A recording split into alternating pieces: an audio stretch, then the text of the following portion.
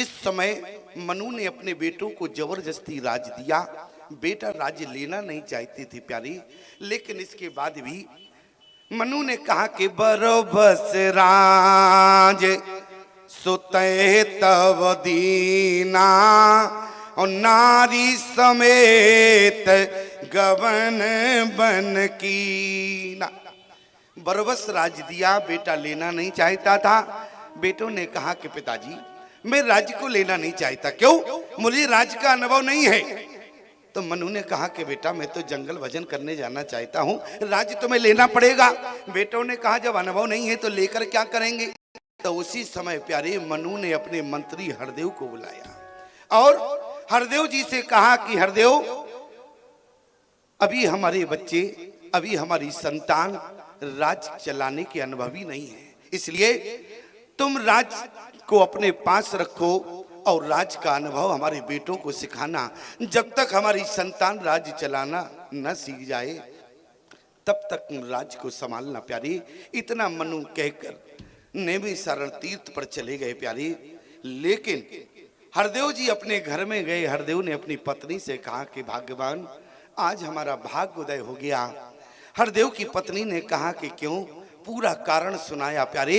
हरदेव की पत्नी ने कहा कि तुम्हारा तो भाग्य उदय हो गया, लेकिन हमारा तो भाग्य फूटा था, तो मुझे तुम जैसा पति मिला। हरदेव ने कहा कि भाग्यवान ऐसी बात करती हो।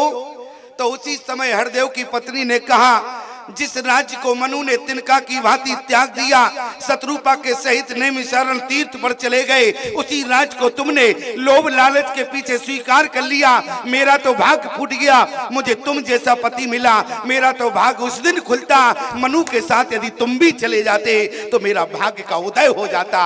याद रखना, आज हरदेव की पत्नी ने मनु को समझाया, हरदेव की पत्नी ने हरदेव को समझाया। समझाने के बाद प्यारे मनु नैमिषारण्य तीर्थ पर गए। हरदेव कहीं नहीं गए, हरदेव अपने भवन में ही बैठ गए और बोले ठाड़े रहे। दोनों वहां मनु तप कर रहे हैं और यहाँ पर हरदेव तप कर रहे। याद रखना प्यारे, ले जाने वाली कौन है? माता जानकी है। याद रखना, माता जानकी कौन है? जिस समय मनु से कहा कि भगवान ने मनु तुमने सब कुछ मांग लिया, लेकिन तुमने वो नहीं मांगा जिसके बिना हम कृपा नहीं करते हैं। मनु ने कहा कि प्रभु वो कौन है जिसके बिना आप जगत पर कृपा नहीं करते हैं? प्यारे याद रखना, भगवान ने कहा कि मनु तुमने मुझे तो मांग लिया, लेकिन जिसके बिना मैं जगत पर कृपा नहीं करता हूँ वो तुमने नहीं मांगा। और याद रखना प्यारे, जिसके बिना भगवान कृपा नहीं करते हैं वो कौन है? प्यारे बोले आदि शक्ति जय अरि जगे उपजाया और सो अवतरो मोरो ये माया। भगवान की माया, माया कौन है? माता जानकी है। क्या है? पुन सीता माया कर हरना। ध्यान देना प्यारे, माता जानकी माया है। माया का मतलब वो नहीं समझ लेना प्यारे, माया माने होता है कृपा। और राम जी ने कहा जब तक जानकी रूपी कृपा नहीं होती है तब तक जो है हम जीवात्मा पर कृपा नहीं करते। अच्छा, तो जानकी काम क्या करती है? आपने बालकांड में मंगला चरण में पढ़ा होगा। क्या बोले? उद्भव स्थिति संहार कारिणी। तो क्या जानकी उत्पत्ति करती है? नहीं करती है। क्या करती है? क्या लिखा? बोले उद्भव स्थिति संहार कारिणी। कारिणी माने होता है करवाती है, कारिणी माने करवा देती है। तो आखिर में जानकी काम क्या करती है? बोले सर्व श्रेय करीब। ये जानकी किसी से काम नहीं करवाती, ये तो वो स्वयं करती है। सर्व श्रेय करीब, श्रेय का मतलब है प्यारे जो भक्त भगवान तक नहीं पहुंच पाते, प्यारे उन भक्तों तक भगवान को पहुंचाने का काम ये जानकी स्वयं करती है, ये वो किसी से नहीं करवाती है। इसलिए सर्व श्रेय करीब जानकी को कहा गया। ये धूप थोड़ा सा उठाओ बेटा और वहां रख दो, अन्यथा थोड़ी देर में डिस्टर्ब होने लगेगा, क्यों ना?